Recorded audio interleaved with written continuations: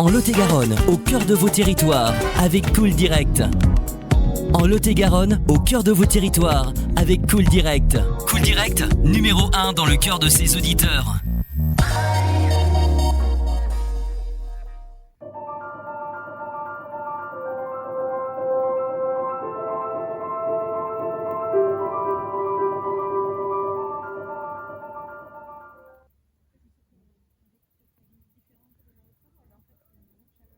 Oui, bonjour, bienvenue à Domaine de la Tulipe Rouge.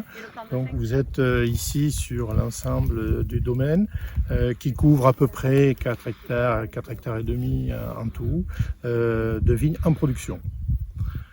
Une bonne partie est en rouge avec les 5 cépages, Merlot, Cabernet Franc, Cabernet Sauvignon classique de Bordeaux, mais également la Syrah donc, qui est plus Côte-du-Rhône, le Côte qui est plutôt Cahors, et un petit dernier donc, qui est le Prunelard.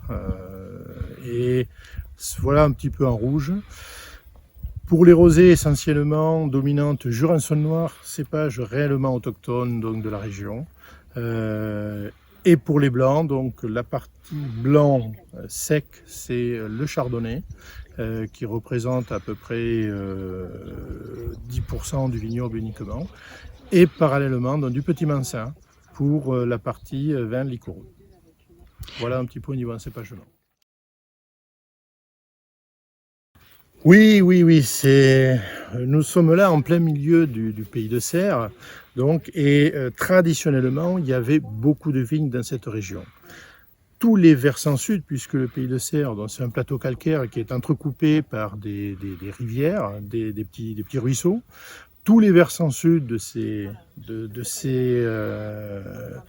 vallons étaient plantés en vigne. Les versants nord, c'était fait pour l'élevage ou pour les forêts. Les plateaux, c'était des céréales. Et les fonds de vallée, c'était les cultures maraîchères, légumières. Tous les versants sud ont été plantés en vigne.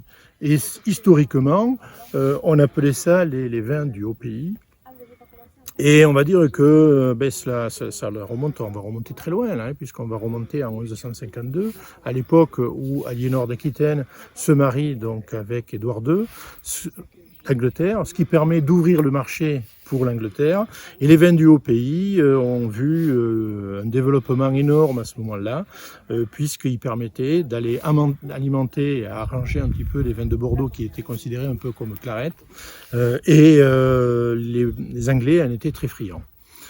Donc tout ça partait en bateau via les négociants sur les différents ports de Bordeaux.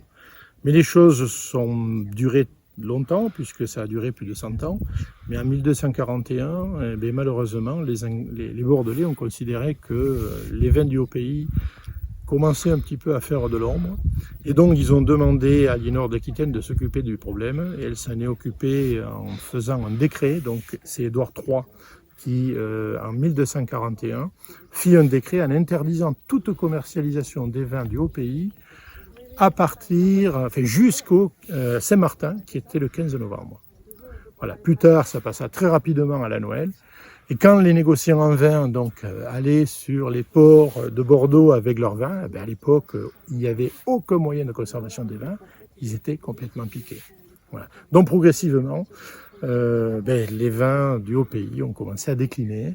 Il y a eu très très peu de gens qui ont conservé des vignobles. Et quelques acharnés, dont mes ancêtres, heureusement, ont continué à avoir des vignes. Malheureusement aussi, on en a arraché beaucoup. J'ai essayé de replanter à partir de 2009 que les emplacements qui étaient anciennement plantés en vigne.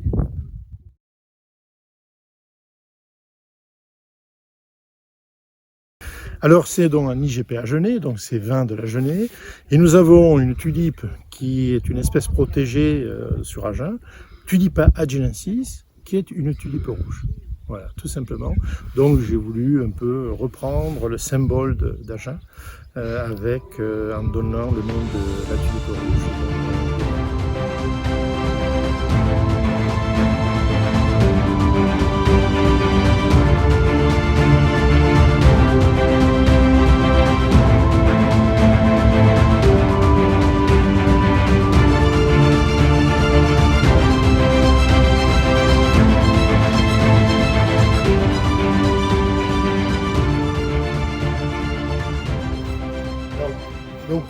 gamme des vins, nous avons un rouge, le haut de gamme qui s'appelle la tulipe rouge, et le second vin qui sont les pétales de la tulipe rouge. En termes de constitution, les deux sont à base des 5 cépages, Merlot, Cabernet Franc, Cabernet Sauvignon, Côte et Syrah. Par contre, on est sur une dominante Cabernet Franc sur la tulipe et une dominante Syrah pour les pétales. Ce qui permet d'avoir sur le haut de gamme un vin qui va être plus sur la longueur, qui va être beaucoup plus structuré, et sur le second vin, les pétales, un vin beaucoup plus plaisant à court terme, qui va avoir une longueur en bouche un petit peu moindre. Sur les rosés, même déclinaison, je ne me suis pas compliqué, la tulipe rouge donc sur le haut de gamme, et les pétales de la tulipe rose sur le second vin. En termes de composition, les pétales de la tulipe rose, 100% Jurançon noir, c'est un cépage vraiment autochtone de la région. On va considérer que Agen est le berceau du Jurançon noir. Sur la tulipe rose, par contre, il y a du Jurançon noir, à peu près 50%, mais 50% de Syrah. Pour la raison suivante, c'est que les pétales, donc avec 100% Jurançon noir, c'est très floral, très plaisant au nez, ça manque un petit peu de longueur en bouche, et ce qui est apporté avec la Syrah sur la tulipe rose. C'est des assemblages qui vont être amenés à évoluer dans le temps. Aujourd'hui, c'est comme ça, mais on est en train de chercher un petit peu quelques améliorations là-dessus. Sur le blanc, il n'y a pas de second vin, il n'y a pas de pétales blanches, il n'y a que de la tulipe blanche, 100% chardonnay. Vinifié en fût de chêne, conservé également en fût de chêne.